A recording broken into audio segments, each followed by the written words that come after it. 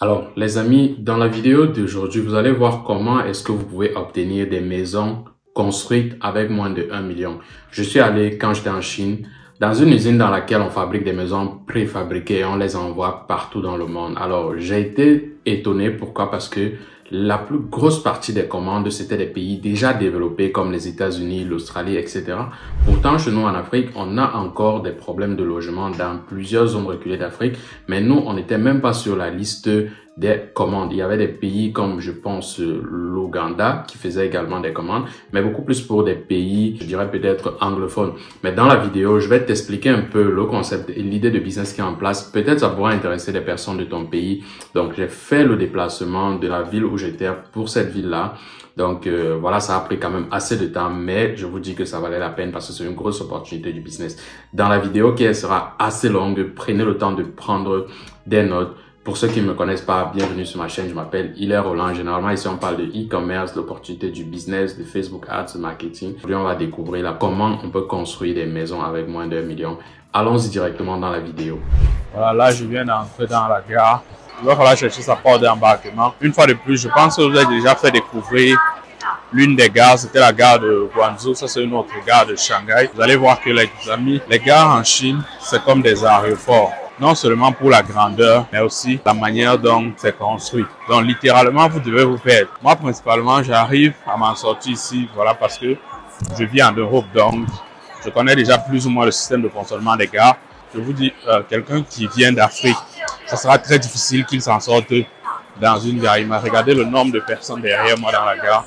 Et là, je ne suis même pas au centre de la gare. Le rang est tellement long. Donc, je pense que j'ai vu mon guide.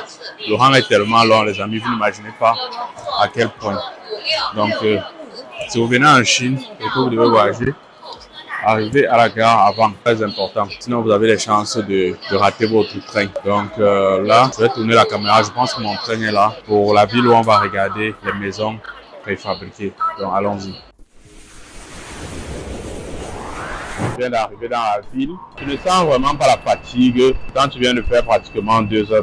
Donc là, probablement, mes partenaires m'attendent déjà dehors. Voilà, on se retrouve à l'extérieur.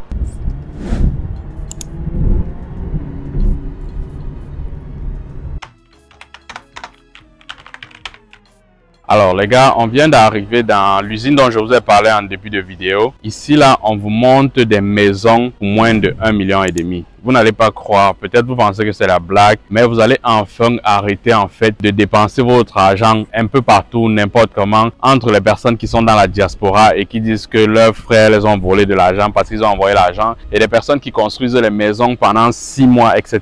Je vais vous amener, vous allez voir le processus entier. Vous allez voir le processus entier de construction, par exemple, d'une maison comme celle-ci. Il faut comprendre que le domaine-ci est hyper grand parce qu'ils ont déjà certaines commandes qui sont déjà faites. Ensemble, je vais vous montrer de la base. Il faut savoir que généralement, ce genre de maison déjà préfabriquée arrive sous la forme, par exemple, des choses comme ça, pas encore aménagées, mais à la fin, le résultat sera spectaculaire. Là, c'est l'usine. On va entrer là ensemble. Vous allez voir les différentes étapes. Vous allez tester avec moi le matériel qu'on utilise parce que plusieurs personnes se posent la question de savoir est-ce que c'est solide. Chacune de ces maisons passe des tests de certification en fonction du pays. On a plusieurs commandes là-dedans qui vont par exemple en Australie. On a des commandes qui vont aux États-Unis. Et à chaque fois qu'ils envoient une commande dans une maison, ça passe des tests de certification. Si par exemple, toi, tu es au Cameroun, tu commandes par exemple une maison, on va essayer de savoir quels sont les tests de certification au Cameroun par exemple, quels sont les tests de certification en Côte d'Ivoire par exemple, etc. Qu'est-ce qu'on teste? On teste généralement le vent, la pluie, les tremblements de terre. Donc, tous ceux qui vont venir avec des questions du genre, est-ce que cette maison-ci va durer? Ça, c'est minimum 30 ans, les maisons qui se construisent ici, dans cette usine-ci. Quand je dis 30 ans, 40 ans, 50 ans, ça ne veut pas pour autant dire qu'au bout de 50 ans, c'est gâté. Non, c'est pour vous montrer à quel point ça va durer. Donc, n'allez pas me dire que, alors, qu'est-ce qu'on fait à un moment, 40 ans, est-ce que ça va toujours fonctionner? Non. C'est pour dire que vous pouvez durer dedans autant de temps que vous voulez. Vous les laissez à vos enfants. Et surtout, c'est moins cher. Si je vous dis que la maison, si par exemple, qui est derrière moi, ceci, ça n'atteint pas 1 million, vous n'allez pas croire à mettre en place. C'est généralement le genre de maison ou alors le genre de préfabriqué que vous allez trouver dans des chantiers pour les employés. C'est vrai que généralement dans nos pays africains, on essaie juste de faire un abri là où les gens vont dormir. Mais dans les pays un peu plus sérieux, on prend soin des employés, on prend soin de ceux qui dorment sur le site. Vous allez voir ici là, la maison des employés qui dorment sur ce site-ci. C'est comme des maisons en étage, des maisons de luxe au Cameroun. On va aller voir ensemble par exemple. Pas juste au Cameroun, il y a aussi la Côte d'Ivoire, le Burkina Faso. Donc que de faire du n'importe quoi, vous pouvez généralement faire ça pour vos employés. Il y a par exemple des toilettes publiques également que vous pouvez construire avec cette technologie. Ce sont des toilettes qui coûtent très moins cher que vous allez charger d'ici pour votre pays. Donc allons-y ensemble dans l'usine et vous allez découvrir avec moi. Là, je posais le maximum de questions pour toi qui regarde cette vidéo, à savoir quelles sont les dimensions, quelle est la résistance au temps pour moi, etc. Surtout du socle. De toute façon, c'est que généralement en Afrique, après, il y a des pluies, etc. Donc, j'essayais de comprendre ça. Et là, on me faisait une visite guidée de l'usine là où on est en train de fabriquer certaines commandes dans certains pays. Ok, les gars, voici l'endroit où, en fait, vous allez voir qu'ici, ce sont les meubles qu'on va mettre dans vos différents appartements. Ce sont des choses hyper solides, c'est pas du n'importe quoi. Eux, ils ne fabriquent pas ça ici parce que ça vient probablement d'un partenaire menuisier. Alors, on va commencer par les fondations, ok? On va aller voir les fondations.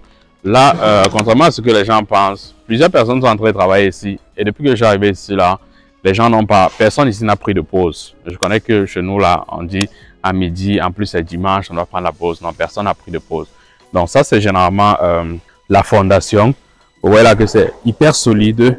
Il y a de l'espace entre le dessus-ci, ok, et le bas, comme pour beaucoup plus pour l'évacuation d'eau, ok. Entre le dessus et le bas, il y a de l'espace. Donc ne vous inquiétez pas. Je sais qu'il y a des personnes qui vont poser des questions à savoir l'évacuation, c'est comment. En termes de superficie, ça c'est un conteneur. Ça c'est le bas de conteneur de 20 pieds, pratiquement comme vous voyez là. C'est le bas d'un conteneur de 20 pieds.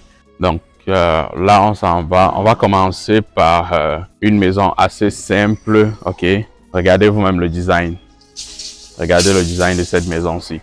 Regardez le design de la porte seulement. Ça, on peut l'ouvrir comme ça. Ce sont des portes-fenêtres. Alors, on va venir ouvrir pour que vous voyez un peu à quoi ça ressemble. Donc, regardez le design, par exemple, de ceci. C'est une porte-fenêtre, cette partie-ci. On a ouvert ça d'ici jusqu'ici. Vous allez voir qu'on peut fermer comme ça. Regardez vous-même le design. Et chacun, en fait, peut designer comme il veut ce genre de maison. Chacun peut le designer comme il veut. Si tu as vu, par exemple, une porte sur Internet, tu veux designer, tu peux venir comme ça. Ils vont te dire comment faire. Ça, c'est un design spécial sur une porte-fenêtre. On va aller voir un peu l'intérieur, comment est-ce que l'intérieur se présente. Donc, voici un peu l'intérieur. Là, c'est l'intérieur pas encore designé, en fait. Okay. Ils m'ont dit que pour faire un truc comme ça, ça peut être utilisé soit comme une chambre, par exemple, avec cuisine moderne. Ça peut être utilisé comme l'endroit pour les employés, par exemple, qui peuvent se reposer ici dans des chantiers. Bon, ça, je pense quand même que c'est assez luxueux si les employés doivent juste se reposer là. Donc, c'est un peu cet ensemble de technologies que vous pouvez retrouver dans ces chantiers-ci. Et je pense que vraiment, plusieurs personnes devraient penser à ça. C'est très solide, hein. Vous pouvez regarder là. Moi, j'ai déjà fait le test. Les étanchéités sont top. Ne vous inquiétez pas pour les portes, etc. Ceci, en moyenne, c'est des trucs qui coûtent absolument rien. Ça coûte peut-être $2000. $2000, c'est dans les 1 million. Voici d'autres modèles qui sont un peu plus grands. Ça, c'est des modèles un peu plus grands. Ça, c'est pratiquement 37 mètres carrés. On peut installer tout ce qu'on veut. À distance, vous pourrez voir en fait à quoi ça ressemble. Ok. Donc, regardez ça. Vous voyez un peu à quoi ça ressemble de l'extérieur. C'est hyper grand. Ça, c'est encore en construction également. C'est pas encore terminé. On va aller voir encore un autre modèle qui est aussi encore en construction, mais qui est déjà presque terminé. Désolé, comme je suis dans l'usine, donc on va passer par des couloirs un peu compliqués.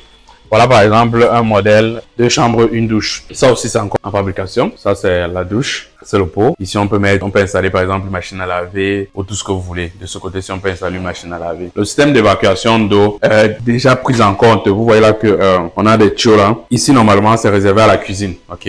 On va voir un exemple dehors avec la cuisine déjà faite. Ici c'est réservé normalement à la cuisine. Ici, c'est la porte pour les deux chambres. Et là, c'est le salon. Ok, vous pouvez voir là. Après, quand je vais vous montrer en fait le résultat, je vais vous montrer le matériel qu'on utilise pour ça. Excusez-moi, mais l'usine est hyper grande avec différentes machines. Vous allez voir un peu comment ils mettent le squelette de ce qu'ils font. Donc, On va essayer d'aller où il y a les ouvriers. Vous allez voir un peu le squelette. C'est vraiment du métal. Ok. Une maison terminée comme ça pèse en moyenne 2,5 tonnes ou 3 tonnes. Ok. Vous allez voir là que les gens sont là en train de bosser. Ils bossent là. Voilà plusieurs fondations ici là. Je vais vous amener voir le matériel utilisé pour l'isolation de ce genre de trucs. Vous allez voir que c'est vraiment des choses solides. Contrairement à ce qu'on pense. Parce que moi également, je pensais que ces maisons-ci, ce sont des maisons de mauvaise qualité, etc., etc. Mais il y a différents matériels. Tu peux demander le matériel que tu veux, on va faire avec. Voilà. Par exemple, ceci, il vous installe avec les interrupteurs, mais on n'a pas encore installé la lumière ici. Voilà l'autre avec une chambre, une deuxième chambre.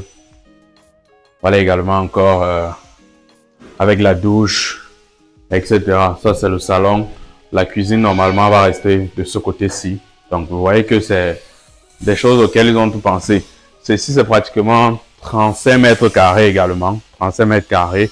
Ça n'atteint même pas 5 millions, les amis. Ça n'atteint même pas 5 millions. Le prix qui a été donné. Et là encore, c'est pas encore terminé. Je vais vous montrer le matériel. Eux, ils produisent leur matériel eux-mêmes. Tout ce sont des machines. La machine, par exemple, c'est pour produire les différents murs. Les panneaux qu'on utilise pour faire les murs. Et vous allez voir les panneaux même en profondeur qu'ils utilisent pour faire les murs. Donc, on va partir montrer les panneaux qu'ils utilisent. En ce qui concerne le matériel qui est utilisé pour faire les murs, c'est ce matériel-ci, un très bon isolant et un anti-incendie.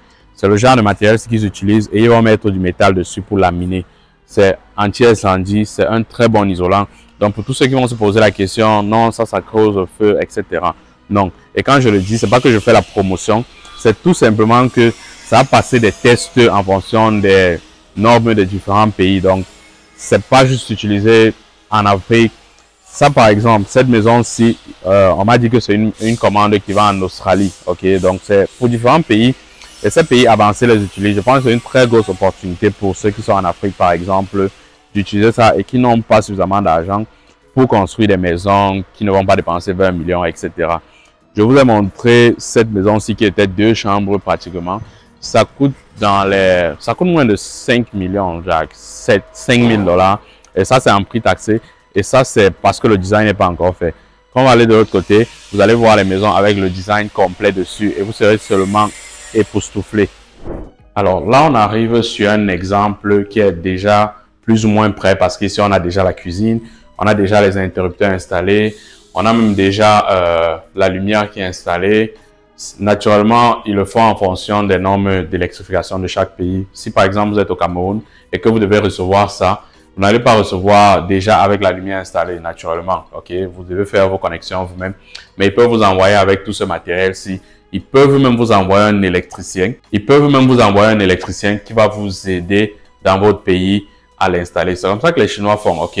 Soit ils vous envoient le manuel. Avant, ils venaient installer un truc comme ça. Ils ne donnaient pas de manuel afin que si après il y a un problème, vous les appelez encore. Mais maintenant, ils vous donnent le manuel d'installation en français, en anglais, etc. Ils peuvent même vous envoyer l'ingénieur qui va venir faire ça. Donc, comme vous voyez ici là, par exemple, la cuisine a déjà été installée. Elle va être terminée. Les évacuations d'eau, tout ça, ils ont pensé à ça. Donc, ne vous inquiétez pas. Vous voyez là que c'est une cuisine assez moderne. Ils ont mis tout ce que vous retrouvez souvent comme cuisine moderne. On a vu ces panneaux aussi en début de vidéo. Donc, là, on a la cuisine.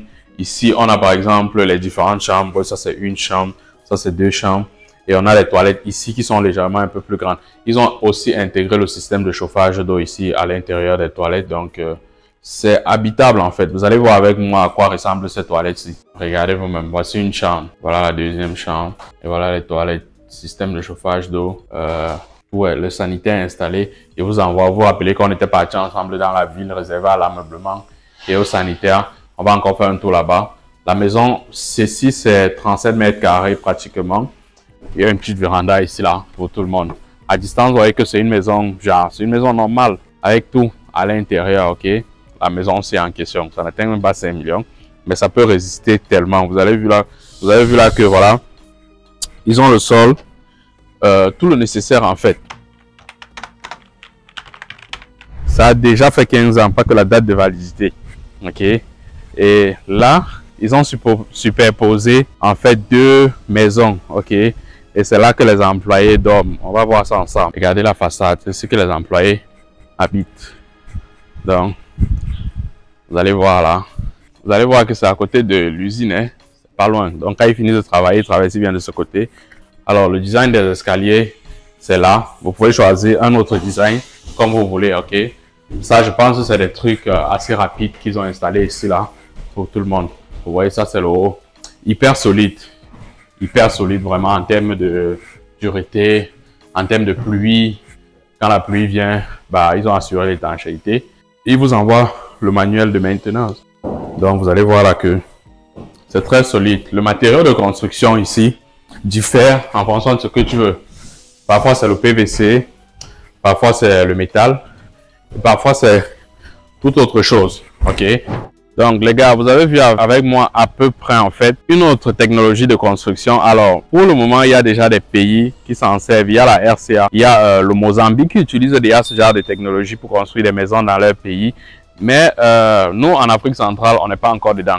Et moi, je pense que normalement, on devrait s'intéresser à ce genre de technologie, surtout les frères de la diaspora qui se plaignent toujours, par exemple, que voilà, on a envoyé de l'argent au pays pour construire la maison, on n'a pas pu construire. En fait, vous devez en fait penser à ce genre de technologie où vous allez aller en Chine, prendre votre maison, aller déposer au pays, etc. Et je pense que ça aura apporté quand même une solution d'une manière ou d'une autre. Ce sont des maisons, comme je vous l'ai dit, littéralement à 5 000 $. Ça veut dire que quelqu'un qui a 2 millions et qui a un terrain peut construire sa maison. Il n'aura pas besoin de rassembler les locataires, il n'aura pas besoin de rassembler les frères à la maison pour leur confier, leur envoyer l'argent tous les jours. Parce qu'il y a tellement ces histoires-là. Donc, toute personne qui est dans la diaspora qui veut construire sa maison, toute personne qui veut faire des toilettes publiques, par exemple, au pays, toute personne qui veut, par exemple, qui a son chantier et qui veut construire les maisons à côté pour les locataires, je pense que c'est la solution idéale pour vous. Donc, essayez de penser à ça. Ça, ce sont des partenaires à moi. Il y a des personnes à qui on va montrer comme ça, ils vont aller faire d'eux-mêmes. Et puis, lorsqu'il y a un problème, ils vont venir me dire derrière. Naturellement, il faut passer par nous. On va vous montrer un peu des gens vraiment quand même assez sérieux. Parce que quand on vient sur le terrain, c'est pour prendre des contacts avec des personnes. C'est pour avoir toutes les garanties pour les prochains clients, etc. Et je ne le fais pas juste pour la construction de maisons. Je le fais pour toutes les technologies que je vais trouver sur ce pays. Et honnêtement, j'ai parcouru pas mal d'usines, des usines de fabrication de textiles, d'aménagement, d'électroménager. Je peux vous dire qu'ici, les choses sont très moins chères. Vraiment, en Chine, si vous faites du business avec des Chinois, comme on le dit, c'est l'usine du monde. Ne sortez des affaires selon lesquelles tout ce qu'on fabrique en Chine, ça ne dure pas, etc. Non, essayez vraiment de penser différemment. Parce que, par exemple, lorsque je suis venu à la foire de Canton, j'ai vu des personnes de différentes nationalités, des Allemands, des Français, des Anglais, etc. Je voyais très peu d'Africains. Dans une prochaine vidéo, je vais vous montrer un peu comment est-ce que je vois des Libanais présentés en tant que des Congolais, avec des passeports congolais, avec des cartes d'identité congolaises. C'est pas bien parce que nous, on se dit qu'en Chine, c'est de la mauvaise qualité. Or, les Européens, ils viennent prendre en Chine, c'est l'usine du monde. Ils rentrent avec chez eux, ils utilisent, après ils nous envoient ça comme de la brocante. Et c'est quelque chose que on doit essayer aussi de voir un peu ailleurs pour se développer. Aujourd'hui, construire une maison, ça coûte hyper cher. Et je pense que si on pense à d'autres possibilités, ça coûtera peut-être moins cher. Donc, on va se retrouver pour une prochaine vidéo. Portez-vous bien.